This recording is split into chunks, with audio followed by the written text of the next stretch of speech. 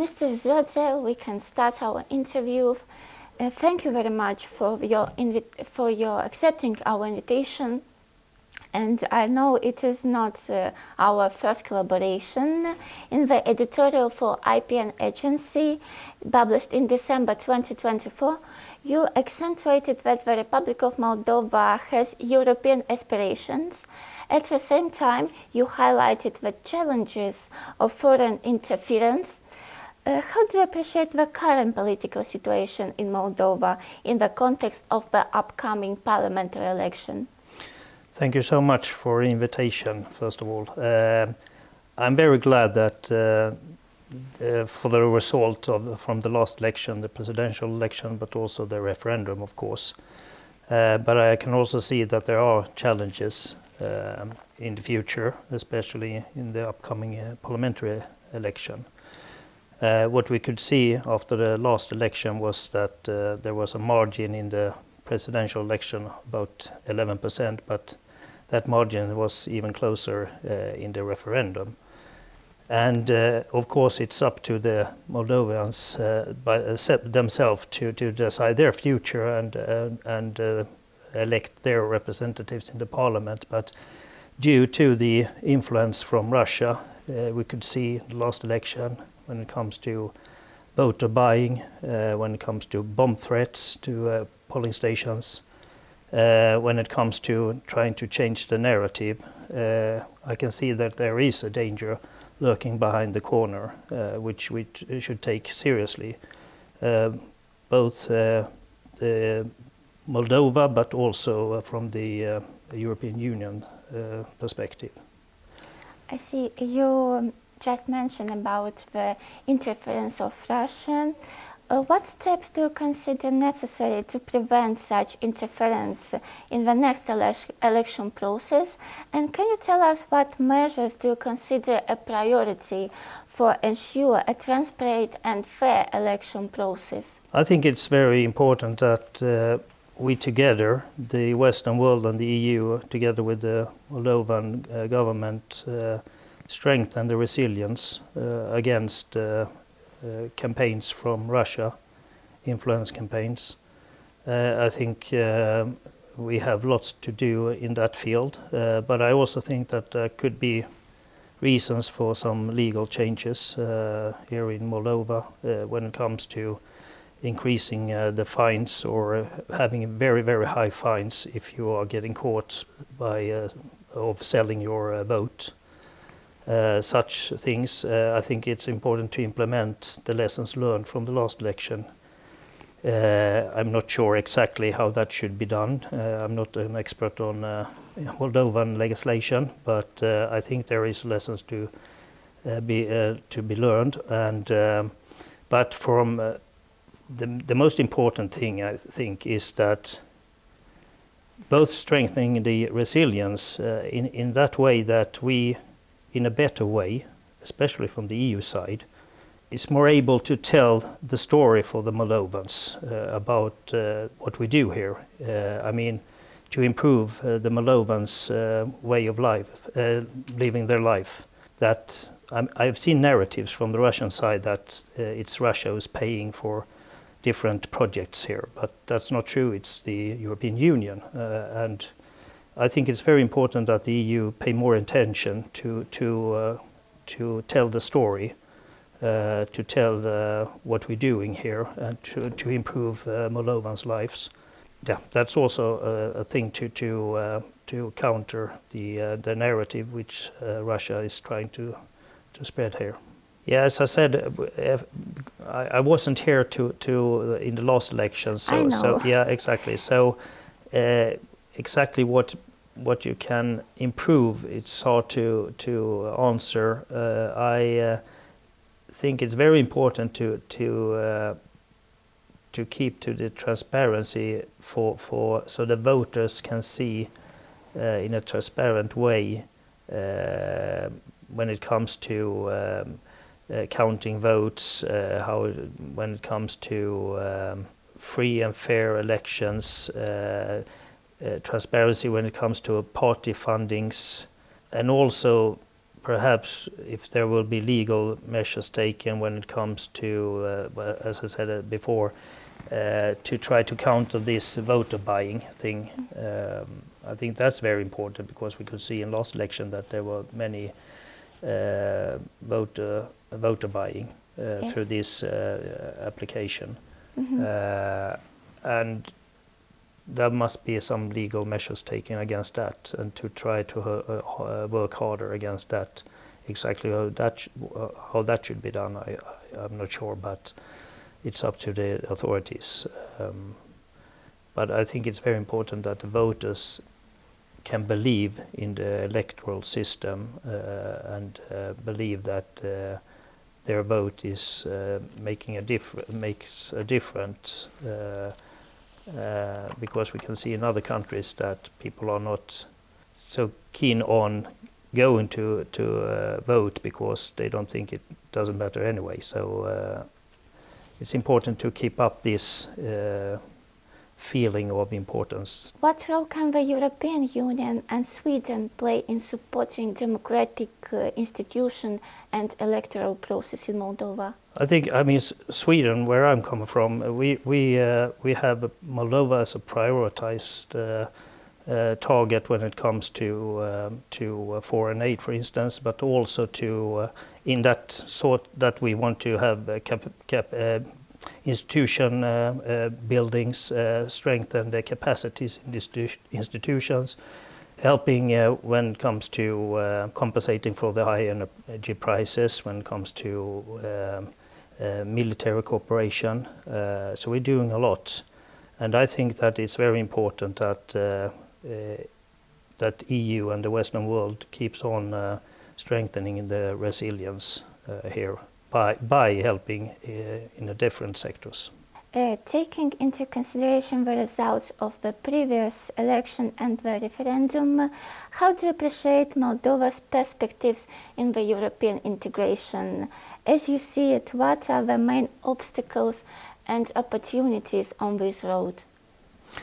First of all, I think that we should be honest and say that I think the way to EU membership for Moldova will be both hard and perhaps long, but I think it's realistic, and I hope that Moldova will become a member of the EU, and that depends on how much Moldova itself does for its implementing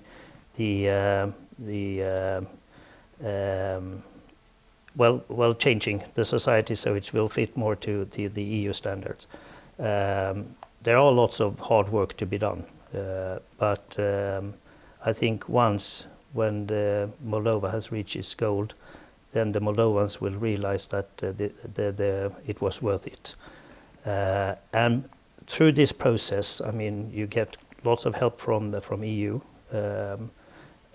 to meet those standards, and that will also make changes during the way that will be obvious for the Moldovans to create a better and sustainable society.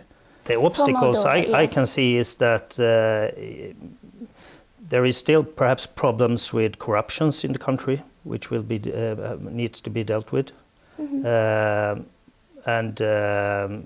But otherwise, I see that Moldova is on the right path. I mean, comparing to other countries, you have media freedom here. For instance, you have the last election showed that it was very well organized, largely positive reports from OSCE ODIHR. So I think you have done a lot comparing to other countries which have candidate status. But I think there are some internal issues to be dealt with. I think you should try to have a more reliable party system here in Moldova, for instance. From my point of view, it's perhaps one obstacle. I think most important thing is to counter the disinformation which is spread. That could be done in a very quick way, I think. in a longer term, it's like building more stronger institutions here in Moldova to be resilient against outer threats. But in a short term, I think countering the disinformation is the most important thing to do. You mentioned in December 2024 that the upcoming parliamentary election is not just another political contest, but a decisive moment for Moldova's democracy with a lot of stakes. If you consider this election to be so important, does that mean that the role of Moldova's partners in ensuring free and fair elections without outside interference could or should also increase? Absolutely. As I wrote, that I see that there is dangers around the corner that lurks, and I think it's, if we have the situation that after the parliamentary election that we will have a more Russian-friendly parliament, I would think that would be devastating. And of course it's up to the Moldovan themselves to decide who will be the representatives, but that should be decided by the voters' own free will, not influenced by propaganda or disinformation from the country in the east. So I think it's very important for the EU and Western world, not only the EU, to provide support to Moldova to build up resilience against this propaganda, against cyber attacks, resilience when it comes to energy sector, because we have seen that's used very often to make pressure. And also resilience when it comes to economy, when it comes to the electoral system, not least. So I think Brussels should pay more attention to what's going on here in Moldova, because otherwise we can wake up after the election with perhaps not so pro-European parliament elected because of Russian influence and propaganda, and that would be devastating not only for Moldova, also for the European Union. You mentioned that in the parliamentary election, even modest changes in turnout can shift the balance of power. How can we encourage people to be more active in parliamentary election? Which population groups should be targeted as a priority? How do you think? From my experience and what I have read about and heard, the diaspora is very important to reach out to. To my knowledge, the diaspora is less inclined to vote in the parliamentary election than in the presidential election. And that could, of course, turn things over if the diaspora is not engaging and participating in the upcoming election enough. So I think that would be a prioritized group to focus on and to reach out to and try to convince them that it is important to engage and participate in the upcoming parliamentary election. Mm-hmm. But what about population that live in Moldova? How can we encourage to participate?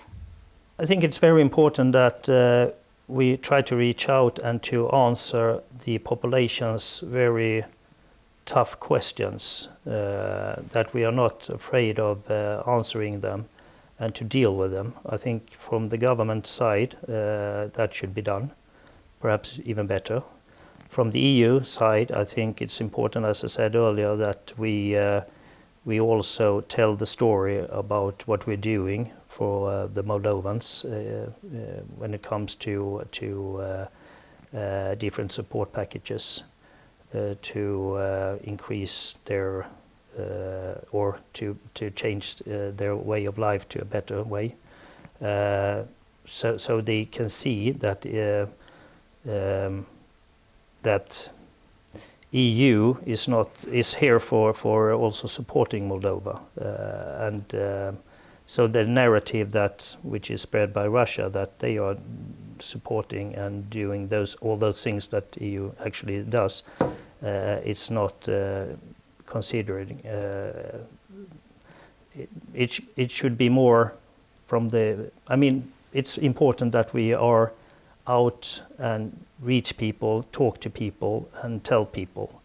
I heard I got some information that there is a sort of attitude among these citizens outside Chisinau that the politicians are more living in a bubble here in Chisinau and not going out and meeting people. And I'm not sure. I don't know if that's true, but if that's the case, it's very important that the politicians are out meeting people outside Chisinau and also speak about the challenges that the country has and to face those challenges. The election results have shown that people in the Republic of Moldova remain doubtful about the country's European course.